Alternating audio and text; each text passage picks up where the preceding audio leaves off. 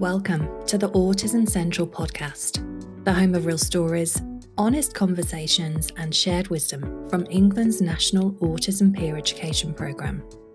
Here, we bring together autistic people and the people who love, support, and care for autistic people of all ages and backgrounds to explore every aspect of life. The National Autism Peer Education Programme is delivered by Anna Freud and commissioned by NHS England. Through education, coaching, and connection, we offer resources, group webinars, one-to-one peer support, and community events that centre lived experience and build real understanding. Our vision is a society where autistic people, their families, and those who support them are empowered, connected, and thriving.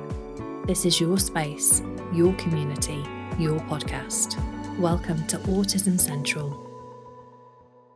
Hello, I'm Catherine Asta, and today my guest is Brian Haines. Brian is 64, and after decades of finding life deeply challenging, he came to understand he was autistic after reading literature that mirrored his own lived experience.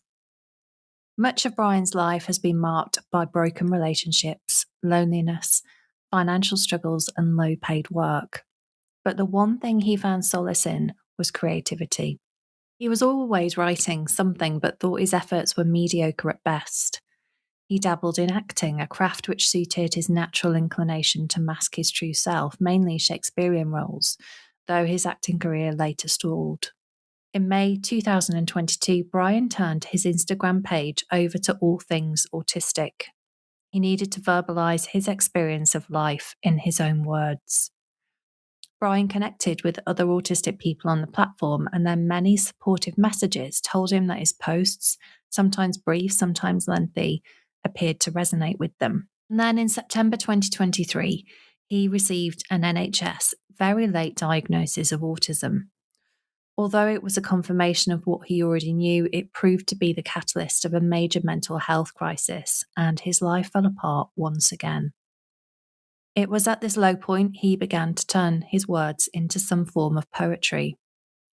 The mental health support offered to him at the time didn't really succeed in resolving his issues, but his poetry ultimately became the means by which he dug himself out of his pit of despair.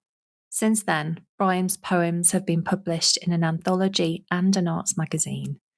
He's collaborated with Manchester-based autistic digital artist Love Art Pics, performing his poem Behind the Mask at their debut exhibition in March 2025, and they're now working on a book exploring the late diagnosed autistic adult experience. Brian has also performed his poetry across Lincolnshire, Cambridgeshire, Leicestershire, and London. Welcome to the podcast today, Brian. Thank you for having me on. It's a great honour. You're welcome.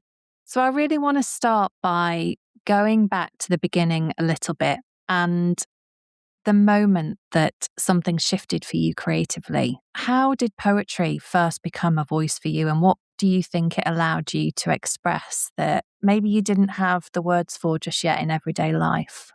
I've always written, always dabbled with words, their sounds and the rhythms. I recall when I was first introduced to Dylan Thomas and Shakespeare while studying English Lit at A-level, how I delighted at the hypnotic repetition of phraseology or metre, which could hold an idea or push it forward. I was captivated by how this juxtaposition of sounds and meaning could be so brilliantly deployed by these artistic geniuses to effect an emotional or intellectual response. Alliterative phrases such as Bible black in Thomas's Undermill Wood and fair is foul and foul is fair in Macbeth appealed greatly to what I now realise is my autistic nature and habitual echolalia, that repetition of fascinating sounds. As these choice morsels will often fall from my lips even today whilst engaged in the most mundane of tasks and often draw strange looks from passers-by in the supermarket.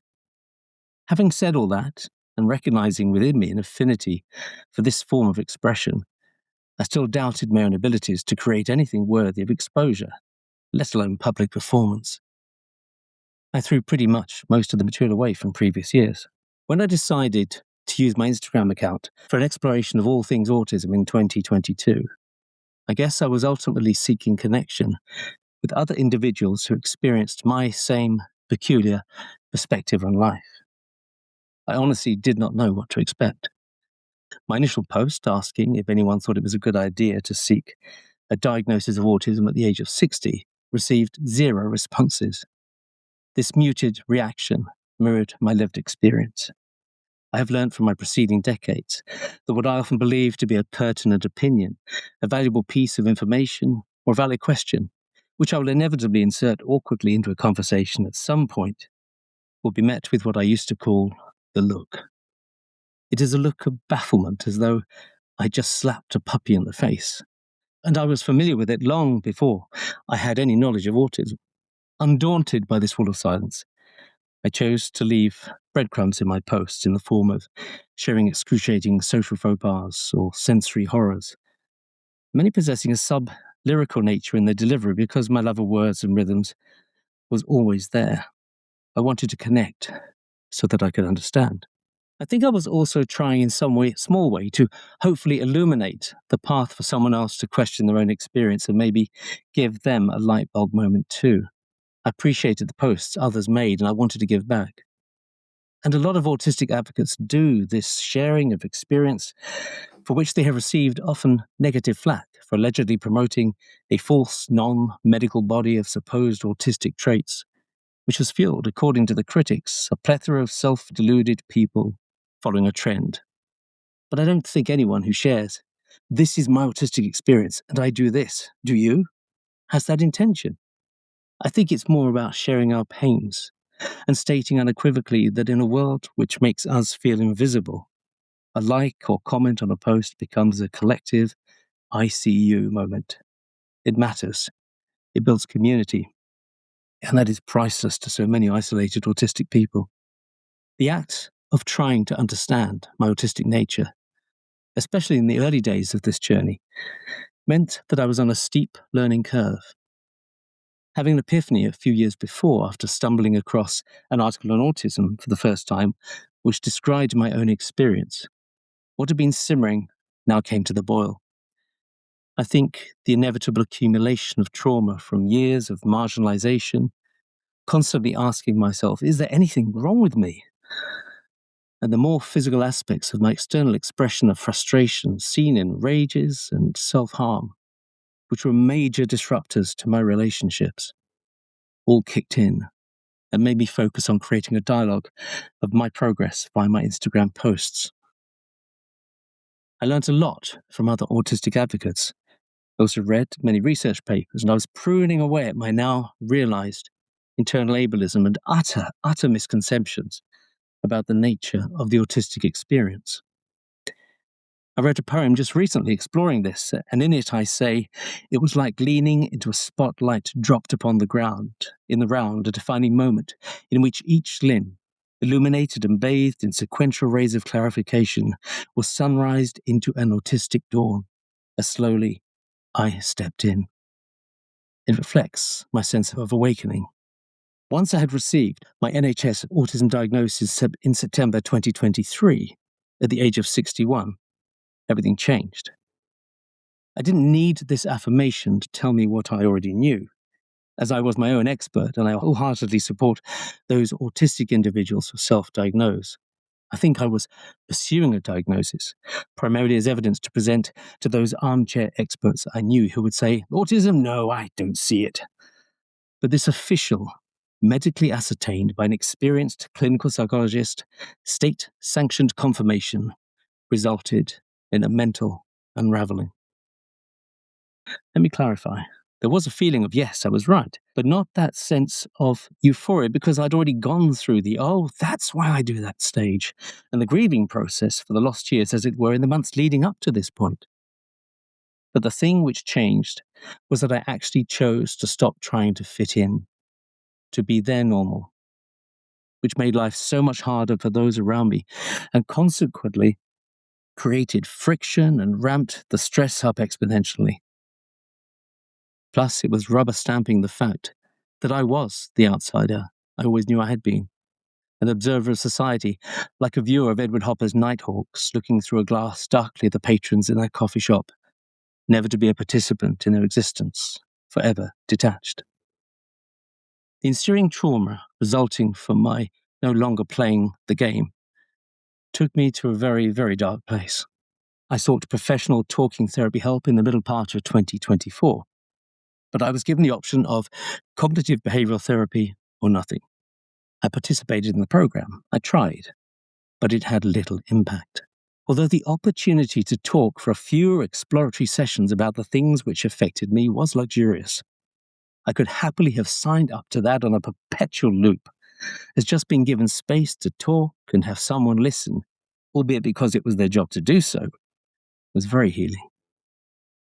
But it was explained to me that the situation could no longer continue, and that if I were not prepared to engage in a far more heavy-duty form of CBT, whatever that means, I would have to leave. I left. Things looked bleak. This was the point at which my words became cathartic, and the poetic element took hold. On reflection, all I was doing was continuing my talking therapy, but this time I no longer had an audience of one, but an audience far bigger than I could have imagined. My Instagram posts began to morph into poems as I explored my autistic experience. I'll speak shortly about the healing nature of my poetry, but what poetry did on a more surface level was give me exactly what your question asks, a voice. I could declare my innermost thoughts and be as theatrical and exuberant as I liked with my language, which was extremely liberating and contributed in no small part to dragging me back from the abyss. Not all my poetry is about autism, although it is an undeniable fact that everything I write is influenced profoundly by my neurotype. I've written many poems, but specifically 2 individual poems about my late parents had to be written. They're both candid, pull no punches, and are autistically analytical of our relationships. I have written an often requested to be read historical poem about a cousin of mine called Valerie, a wartime singer with Ensa entertaining the troops who tragically died of tuberculosis in 1945. Her existence was inextricably woven into the fabric of my childhood and had to be explored. The first poem I performed publicly was about grief, or rather my peculiar take on it, which I think undoubtedly baffled some of the listeners. I've also written a number of poems and pieces of prose exploring awkward social situations from an autistic perspective. My pride, though, is my Van Gogh poem called Cobalt Blue. It was written after many months of percolating.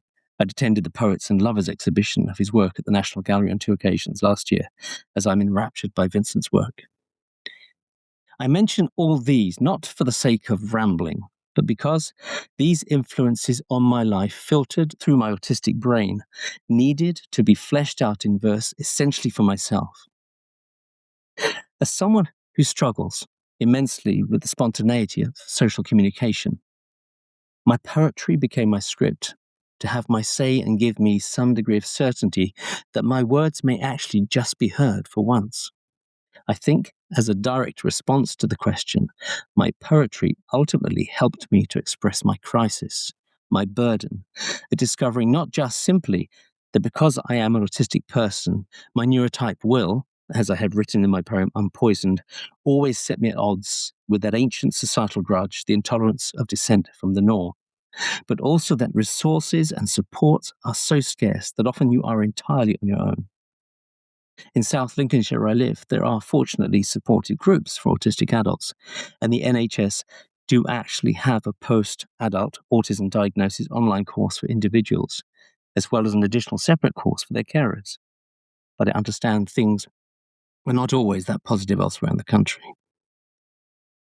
There was also a further element to my artistic poetry journey, and it is that having been exposed to the full diversity of the autistic population via social media and personal connections, my worldview has been completely challenged and changed for the better, I believe.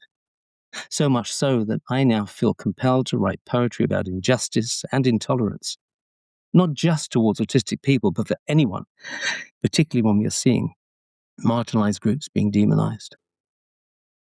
The harsh reality that I'm entering what some might call my twilight years actually adds to my sense of urgency in trying to say as much as I can whilst I'm still able. I honestly don't know how relevant I can be to this generation, as everything from social references and vernacular are so dramatically different to what I grew up with. But I try, and hopefully my words will be received well.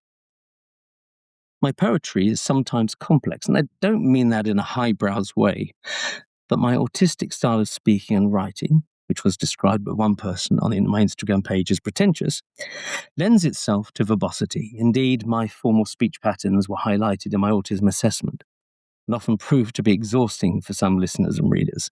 However, I proudly own my style, and if it's not to someone's liking, they can just stop reading or listening.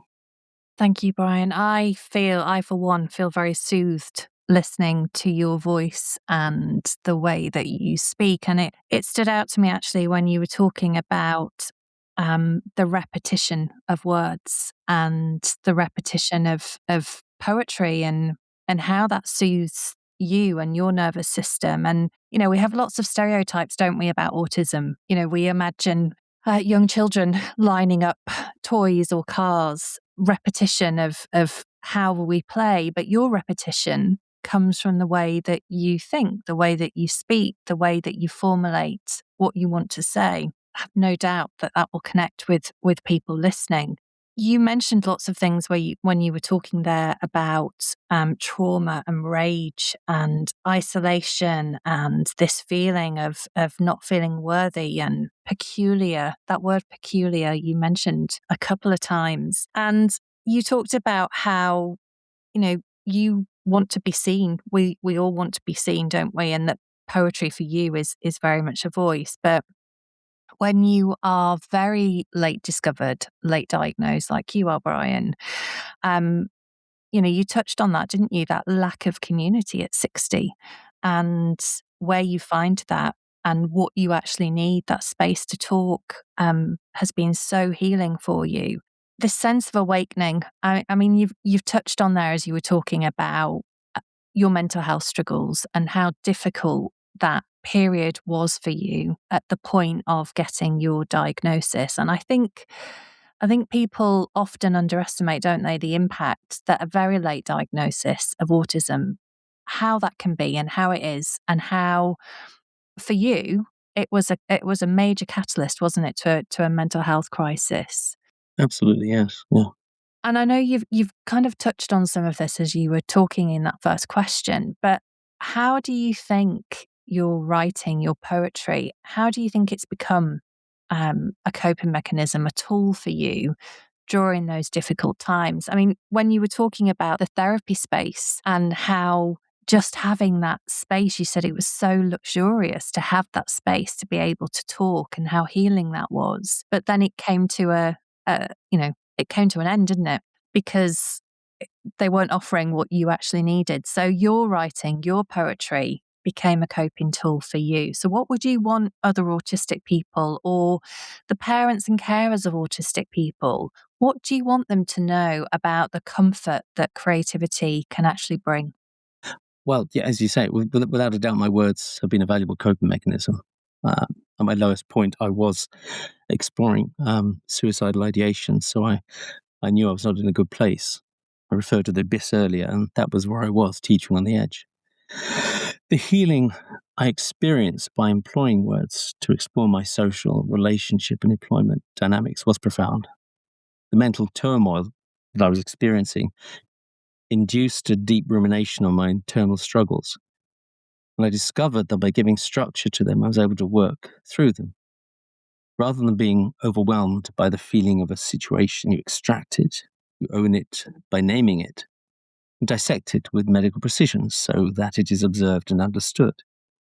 That is my experience of poetry.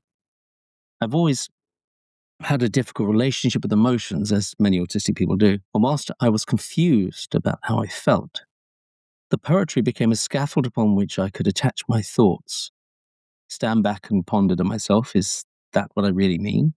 Why do I think like that?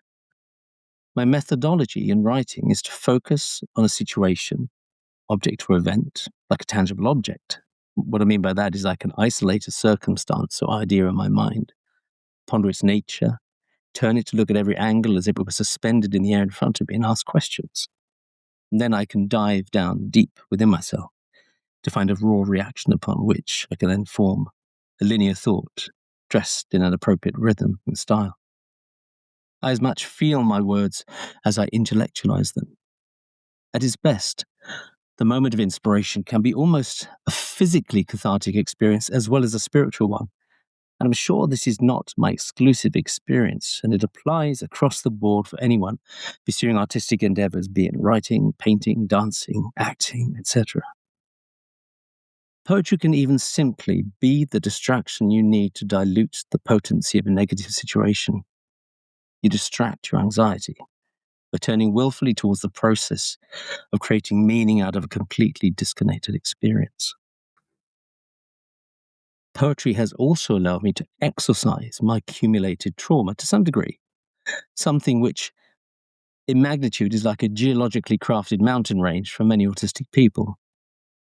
Not for us, the imagined slights, which are to be managed by renewed thinking. Oh no, we possess the back catalogue of empirical evidence showing that we have been maligned or ignored.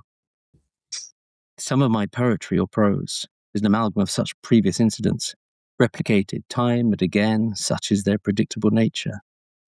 My prose passage, The Social World, an Autistic Take, explores social overwhelm.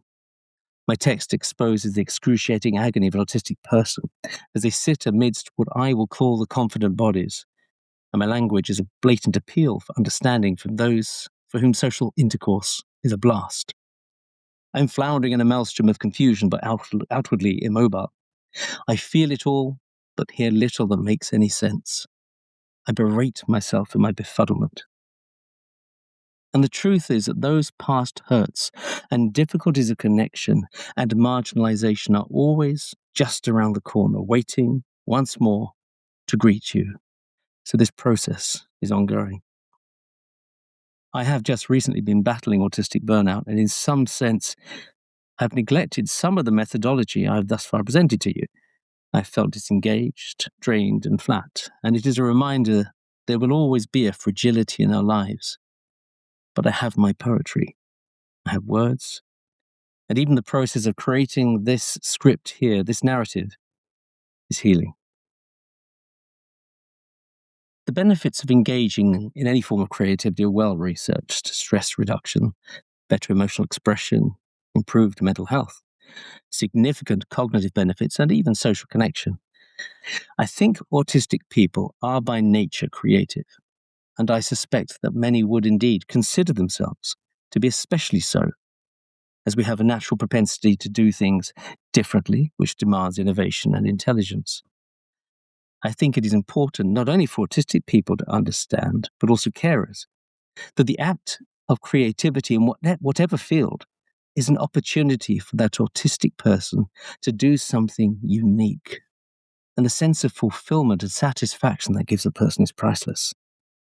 I would still write my poetry, even if no one listened, because I have invested so much of myself in it. Plus, the joy derived from artistic activities cannot be ignored. I enthusiastically read my poetry to myself. I nursed each one into existence. Similarly, I have also acted on stage many times and can recall moments of utter elation after exiting when I felt that I had connected with an audience. I recall one performance during a run of Macbeth where I played Macduff. Macduff had just received the news that his wife and children had been murdered, and I portrayed his grief to a full house from centre stage. Afterwards, I was approached by a young woman who informed me that she had broken down in tears at my performance. It was a treasured moment to think that my spark of creativity had spoken so powerfully to another human being. Creativity, performance, the act of making a beautiful thing, or just simply a thing that speaks for you is powerful. I guess it's why authoritarian regimes hate creative people. I recall seeing a post on Instagram some time ago which said something along the lines that in creating something, you don't just vent, you make meaning. Thank you, Brian, for sharing that. I have never come across the term social intercourse, but what a great term to describe what you are experiencing. And the way that poetry has, been this scaffold of your thoughts, and you also described it as a distraction to your anxiety of a place to really fuel your words and scaffold those thoughts really helps as a distraction. But you also touched there about burnout as well, and I think this is one of the elements maybe interwoven into our creativity, is that when we hit burnout, or when we're experiencing, chronic ill health or something that disrupts that natural flow of creativity, we can often then be disconnected from the very thing that we have found that is that scaffold, that is a distraction for us. And that's huge, isn't it? When you don't have access to something that is something that really soothes you. But you talked there about, this process, even the process of coming on this podcast, and the ability and the facilitation of you being able to script out what you want to say, being given the questions to really think about what you want to say, to formulate your responses. That even that in itself allows your voice to be heard, doesn't it? In the way that you communicate, in the way that you need to communicate. Absolutely, yes. Yeah, I would stumble and fumble if I hadn't done that. Yes, yeah. Yeah. So it's so important, isn't it, that we have these spaces to share. And the trauma, 6 decades of trauma, 6 decades of this accumulation of trauma that you have experienced. And kind of brings me on to my next question, Brian, because when we share our creative work, I mean, you said there that, you will still write, even if nobody is listening, even if nobody likes it or responds to it, you will continue to write, because this is the way that you scaffold your thoughts. It's the way that you feel your words. It's this distraction to the world around you. And I think that when we share our creativity in whatever means, in whatever form, when it's drawn from our lived experience, it can feel incredibly exposing and vulnerable. Um, Particularly for autistic people who have spent years, decades masking or feeling misunderstood. So, what has given you, where has this courage come from, Brian, to let others see your work now? And how do you think that has changed your relationships or your sense of self? And yes, sharing art is an extremely vulnerable act. You are opening yourself up to public scrutiny and possibly ridicule from the less tolerant in society. For an autistic person, this is a minefield. Our natural inclination is to melt into the background because experience has convinced us that people do not really want to hear what we have to say. Consequently, it's fair to say that we often have low self-esteem issues which compound the urge to stay silent, and I do grapple with this very issue. But when I walked into that Pint of Poetry event for the first time at the Stanford Arts Centre on the 28th of August 2024, I had not even made a decision to speak, but was rather trying to get a sense of the prevailing wind. Was it out of my depth? Will my poetry make any sense? I was also there because of the online autistic community. The words of encouragement I had received from other autistic people about my voice, as in that I had something to say on behalf of autistic people, had ignited this idea within me that maybe I could do this. Just to clarify, I don't see myself as a rallying beacon for the autistic cause. The very thought is far too daunting to contemplate. But I do have things to say. I can describe autistic experience and marginalisation. But I can equally flow with the same energy about the cracked bark of a tree, the hope of spring green growth, the deep, dark rituals of time, or even a sonnet exploring the fascistic nature of the Dark Kingdom. I only had a handful of poems to play with at my debut appearance.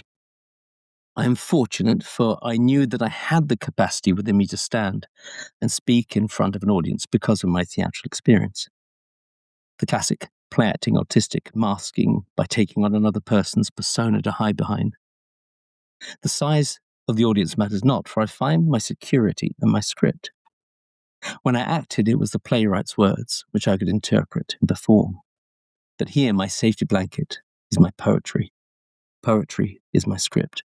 In ordinary conversation, I often flounder. There will be uncomfortable silences. My processing skills cannot react quick enough to the pinball machine nature of most social connection. I've lost count of the number of times I've completely misunderstood conversations, So in the context of my conversation with the audience, my poems lay out my thoughts, independent of any pressure of group or two-way dialogue. So I don't have to put energy into any interpretation or chase the too soon discarded topic I so much wanted to respond to with my salient point, because the topic has moved on. It is now my words, my safe space, and at my pace.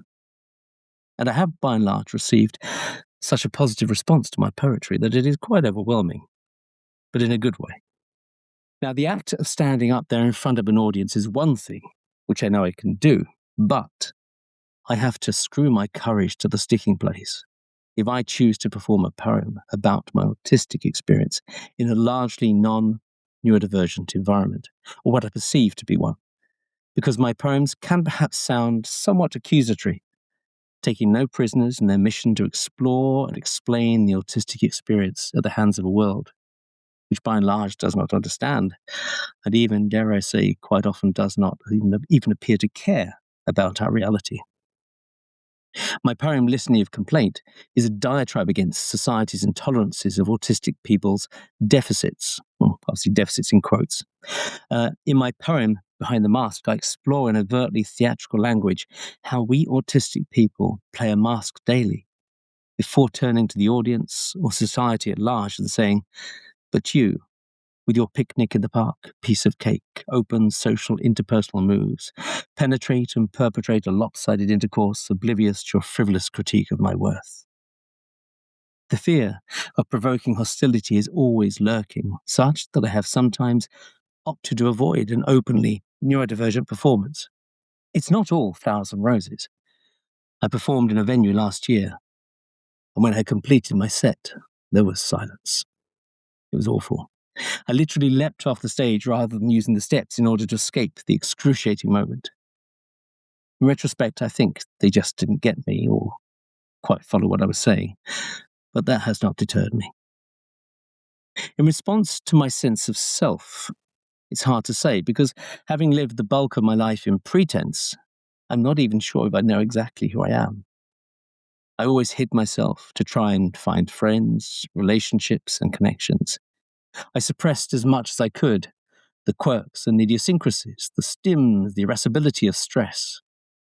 And here's a brief aside. I didn't even realize I suffered from anxiety until I began to delve into autism. I thought my hyper-vigilant deer-in-the-headlights existence was the norm for everyone. I think for me, poetry will always be my meandering, never-ending road to self-discovery. Perhaps my having engaged more fully with my creativity is where a true understanding of myself is to be found. What I do now find unbelievably hard is my necessity to work long, tiring shifts in a very physical job just to pay my rent and keep a roof over my head, when all I want to do is stop and write. It's a scenario likely to continue well beyond my retirement age of 67 because, like a lot of autistic people, it has been and always will be a struggle. As I work nights on a moving shift, my availability to perform at poetry events is sporadic, and it might give the impression that to some who are unaware of my circumstances that I'm a casual poet, fickle, a dabbler. But that is my reality, and I must manage my craft around it. Thank you, Brian, for what you've just shared there about courage and the challenges that come with sharing your work and sharing your words and not knowing whether a space is safe or not. You know, you don't know until you're on a stage, do you? Until your nervous system is telling you that this is not safe. You don't know until you're up there. That takes a huge amount of courage to do that. A huge amount to face scrutiny, to face silence. I don't know what's worse, silence or scrutiny, or a combination of both. And I think that one of the most powerful things about creativity in whatever form we share that is how it can reach people in all the ways that we don't expect, and sometimes immensely profoundly. What moments, since you have been sharing your poetry, Brian, and your words, what's shown you that creative expression can actually build community, that your voice, your poems, that your lived experience matter to other people? Well, as I've already said, in the early days of posting my autistic journey, on Instagram, other autistic individuals from around the world kept telling me how much they appreciated my words. At this time, I was mostly just sharing thoughts and experiences and hoping for genuine responses so that I could learn more about my autistic adulthood and specifically the late diagnosed experience. And in July 2023, just a few weeks before my autism diagnosis, one autistic author in the United States messaged me and said this: "Seldom has an autistic account holder on Instagram brought so much mood, aura, insight, and verve to my life. You are a treasure." I was humbled by such a wonderful compliment. The cumulative effect of all these kind messages of support from so many different individuals persuaded me to begin thinking that maybe, just maybe, I can write. I continue to build my online autistic presence through my page and posts, connecting with new people as well as attending the autism show in London, where I had the opportunity to meet, befriend, and listen to talks given by far more prominent autistic advocates than myself. The most significant development to date has been my collaborative piece with a Manchester-based award-winning artist called Love Art Pics. He is a prolific creator and is working on an educational program with neurodivergent prisoners in Strangeways, as well as creating and nurturing a neurodivergent community in the greater Manchester area. He reached out to me in a message and suggested a meeting. At the end of November 2024, I travelled up to Manchester. It transpired that he was organising his debut art exhibition and he was reaching out to other neurodivergent creators to participate in the event. Long story short, in March 2025, the exhibition went ahead at the XYZ building in Spinningfields, Manchester. Amongst the several collaborative works on display was my poem, Behind the Mask, and Love Art Pics had created an art piece to accompany it. It was beautifully framed as a single piece, and on the opening night, I was able to perform my poem to everyone in attendance. It was a very special night and a great celebration of neurodivergent talent. A further development of my connection with Love Art Pics is that we are also collaborating on another project. I've written a collection of prose and poems about the autistic experience, from monotropism to meltdowns and many, many more subjects. Love Art Pics will illustrate my words, and it is our intention to publish the work so that it can reach a wider audience and build community. Excitingly, I was also given the opportunity to do a little voiceover work on the soon-to-be-released documentary produced by Eclectics exploring Love Art Pics' journey, which is exciting. This connection, this sense of an extended community around the world of neurodivergent people has taken me by surprise, and it is a very significant thing, because let's not forget that isolation and loneliness for autistic people is very, very real. In my poem, Autistic Loneliness, I refer to it as a crevasse of unfathomable depth, made sheer in the knowledge it will never change, which sounds bleak. However, this online community forged through the much maligned medium of social media helps enormously to ameliorate, to some degree, that situation for so many of us. And of course, the invitation to come on here and share my thoughts and some of my words is just another step on this journey of my self-discovery as a late, very late, diagnosed autistic adult, continuing to make connections, sharing my poetry, and hopefully contributing to building community in these difficult times.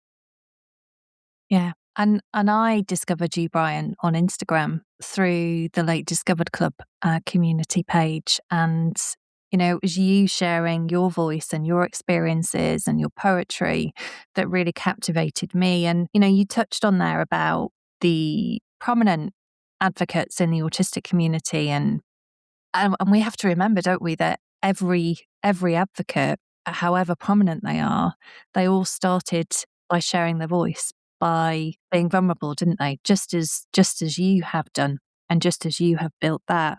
But that isolation and loneliness, it's so important, isn't it, about finding that sense of belonging and that sense of community in these collaborations by you sharing your vulnerability, by you sharing your voice on Instagram as a platform.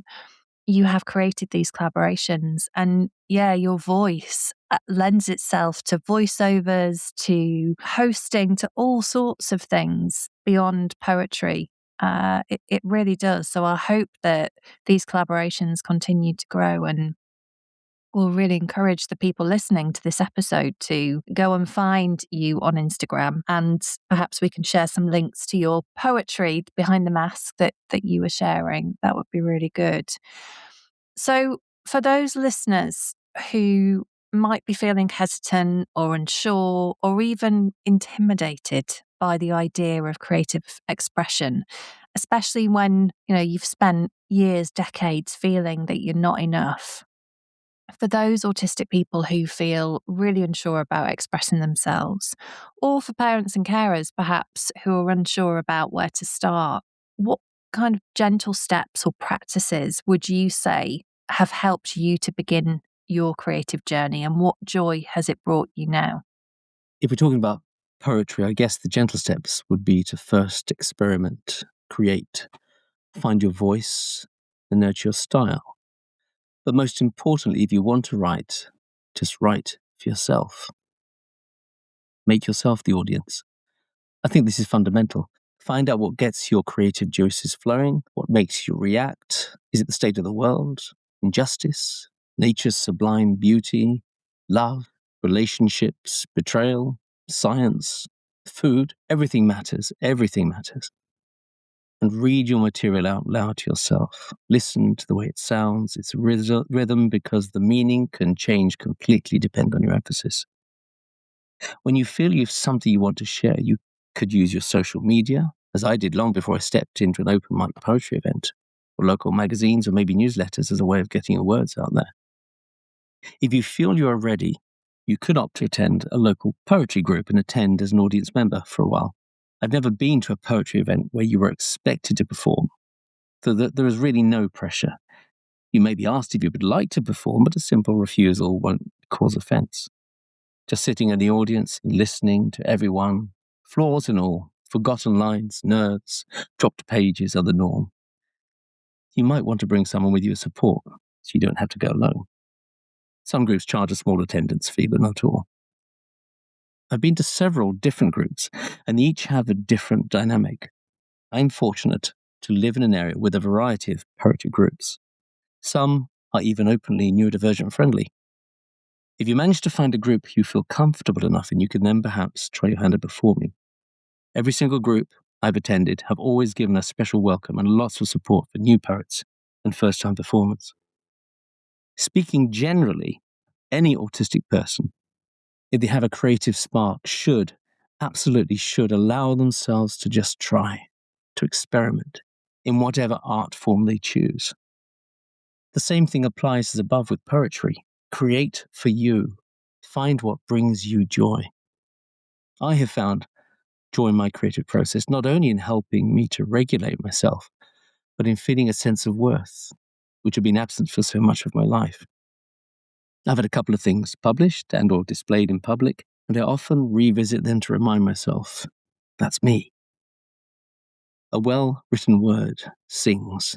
A song can speak. An acted emotion can bring reality. A brush stroke on a canvas can talk of love.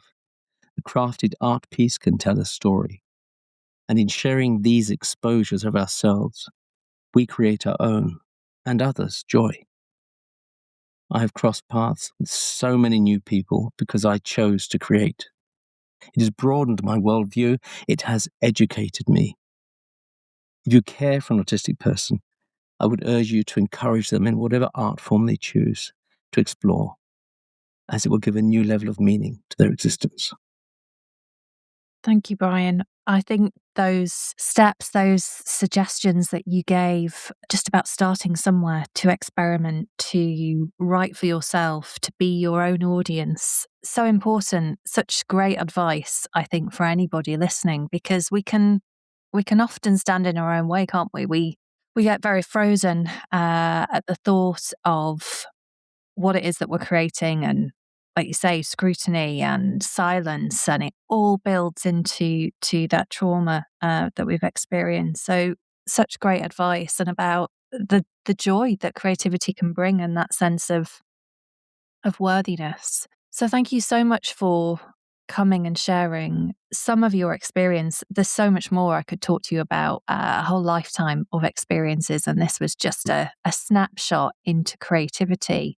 But it really has been a joy. And I, for one, have really enjoyed listening to your voice. I spend so much time, Brian, looking for really soothing voices that I can listen to. I often like to put my headphones on my snooze band before I go to sleep and listen to a guided meditation or somebody talking. And I spend so much of my life searching for voices that feel soothing to my nervous system. And I can get apps and work through and think, no, this voice is not working for me. Your voice, my goodness, it has soothed my nervous system today. So if that's something you ever consider, I know you talked about voiceover work, but the world needs your voice. The world needs your words. So I really hope that this encourages you Thank you. to keep sharing your voice in all the ways that you do. Well, thank you very much. Thank you for You're welcome. taking the time to listen to me. Go on, ramble. Thank you. Thank you. If any of the topics mentioned in today's episode are of special interest to you and you'd like to discuss this further, you can book a one-to-one session with a peer guide on our website at autismcentral.org.uk. Autism Central would encourage listeners to do their own research and make informed decisions about any strategies or equipment mentioned in this podcast. Any advice or suggestions given by a guest or peer educator do not replace or substitute advice received from direct consultation with a qualified professional. The Autism Central podcast is produced by Autism Central and is the copyright of NHS England.